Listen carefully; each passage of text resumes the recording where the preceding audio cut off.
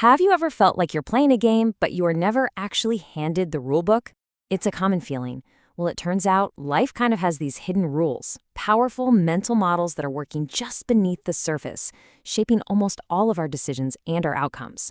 So today, we're going to unpack 5 of these models, frameworks that can completely change how you see the world and how you move through your life. I mean, just think about it for a second. We're all out here navigating jobs, relationships, our own minds, and we often wonder why things play out the way they do.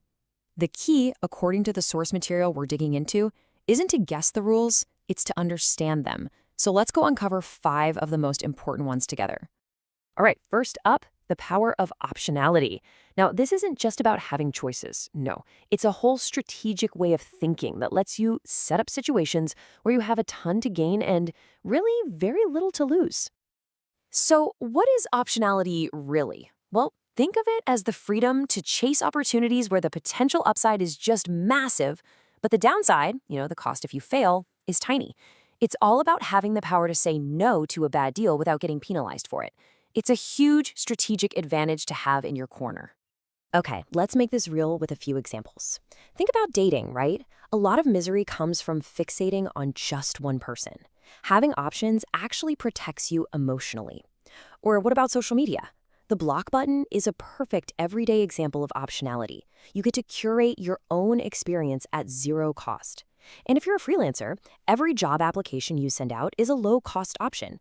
A no costs you practically nothing, but a single yes, that could change everything. This mindset is just captured perfectly right here. Rejection isn't failure, it's just one option that didn't pan out. You only need one yes. The big takeaway here is to just keep generating these low-cost options until you finally land that one big, game-changing win. So once you start creating options, the next question becomes, what game are you even playing? And this brings us right to our second mental model, which forces us to make a really crucial distinction. Are you playing the wealth game, or are you playing the status game? And wow, the contrast is stark. Wealth is all about owning assets that make money for you. It's a positive-sum game. Theoretically, we can all win. Status, on the other hand, that's your rank in the social pecking order. And by its very nature, it's a zero-sum game. For you to climb that ladder, somebody else often has to get pushed down.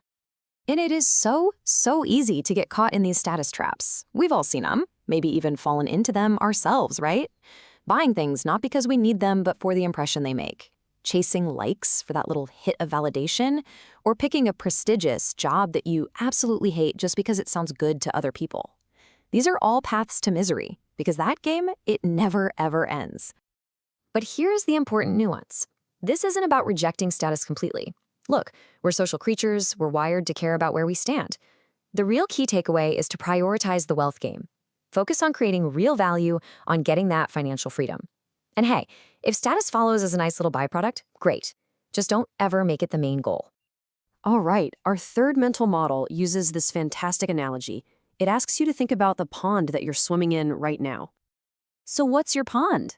It's your environment, your company, your city, your friend group. These are the little ecosystems that define your reality. They tell you what to want, who you should compete with, and what success is supposed to look like. They shape you, and a lot of the time, you don't even realize it's happening. Now, the problem is, staying in the same pond for too long can be really limiting.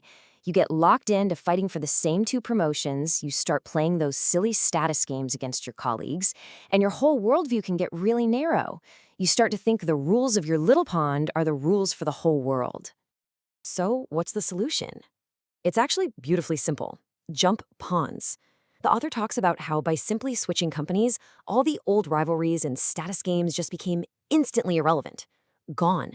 You get to reset the entire board. Changing your environment is one of the most powerful moves you can make to change your life. And this leads us to a really critical insight. If your pond is what shapes you, then you have to master the inputs you're getting from that environment, which brings us to our fourth model. I absolutely love this quote. It's blunt, but it is 100% true. Our brains are constantly being fed stimuli, and that stimuli is what triggers our thoughts, our feelings, our actions. If we don't control the input, we don't control ourselves. It's that simple. I mean, think about the 2 extremes here. On one side, you have this ancient wisdom of the sage in a cave, minimizing all the external noise to find clarity. And on the other, you've got the endless scroll, where we just surrender our minds to algorithms designed to keep us hooked and stimulated. So, how do you take back control? Well, it boils down to a pretty simple three-step process. First, just acknowledge it. Acknowledge that you are reacting to stuff you see and hear. Second, start to recognize your personal triggers. What makes you feel envious, anxious, distracted? And third, be absolutely ruthless about curating your environment. Unfollow, mute, delete. You have to be the gatekeeper of your own mind. And for our final model, we are going to the deepest level, like the very mechanism that forms our thoughts and desires in the first place. We need to unmask the mimicry machine that is inside all of us. This is all about what are called mimetic forces. See, humans are natural mimics. It's how we learn literally everything as kids, from talking to social norms. We see, we copy. The process is automatic, it's incredibly powerful, and it's almost entirely subconscious. We are, at our core, imitation machines. A fascinating example of this comes from the film world. The director, Karan Johar, admitted that when he made his own huge blockbuster movies, he was just mimicking the films he grew up watching. Those movies then passed on certain, let's say, unrealistic ideas about love and life to an entire generation, who then mimicked them. Decades later, he says he regrets it, but the mimetic wave has already crashed on the shore. And this is the danger, right? Our brains don't stop and ask, hey, is this idea actually true? Is this desire healthy for me? Nope, we just absorb it.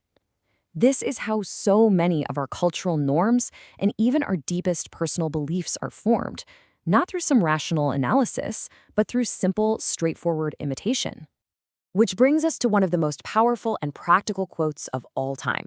This isn't just a cliche, it's a direct consequence of these mimetic forces. We can't turn off our tendency to mimic, so the single most important decision we can make is who we choose to mimic. Choose your influences wisely, because you absolutely will become them. So there you have it. Life is a game, but now you can actually see the rules. You know how to create options, how to choose the wealth game over the status game, how to find the right pawn for you, control your inputs, and consciously choose who you imitate. These aren't just abstract concepts. They're a toolkit for building a better life. So the only question left is, now that you can see the board, what's your first move?